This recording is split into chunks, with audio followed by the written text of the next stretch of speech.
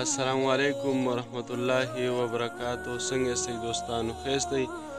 نن چې د محمد فیاض صاحب سره ناست یو او بېګا په مفتي وسیم الله شاه قریشي صاحب باندې حمله شوې او په هغه باندې فایرنګ شوی. نو د محمد فیاض صاحب په طرف باندې به ورځو چې فیاض صاحب به د هغې باره کې څه وایي او د ده رایې سره په مفتي صاحب باندې چې کومه حمله شوې ده. مننه دې کوم عبدالله وروره، خوشحاله اوسئ. عبدالله وروره، زه خو چې خبر شوم ستاسو د خولې نه او بیا مې فیسبوک ولو کو، نو واقعي دغه د غم خبره مې ولیده، نو زړه ته ډېر دک او درد او تکلیف ورسېدو، ځکه یو عالم دی او داسې جید عالم چې هغه ټوله دنیا پیژني، ټول خلک یې پیژني. قسم په خدای زړه م خفه شي ډېر زیات، ډېر لکه حد درجې م زړه خفه شي. یو عبدالله وروره ګوره، العلماء ورثة الانبیاء، عالمان چې کوم دي دا د انبیاء کرامو وارثان دي، او الله د علما خلکو ته څه وایي؟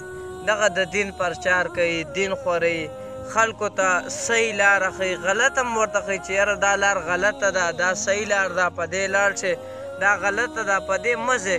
عالم چا سره خو پوله پټۍ شریک نه دی، خو څه دین خوروي، اسلام خوروي، د دین او د اسلام دپاره هلې ځلې کوي، منډې وایي.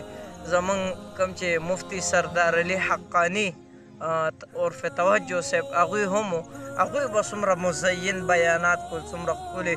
اوس د هغې دویم ملګری ثاني توجه مولانا وسیم الله قریشي صاحب چې کوم دی هغوی دي، او بیا په هغوی باندې هم داسې چې کوم دی لکه حمله پې وشوه، نو د دې ډېر زیات مذمت کوو، د زړه نه پې خفه یو.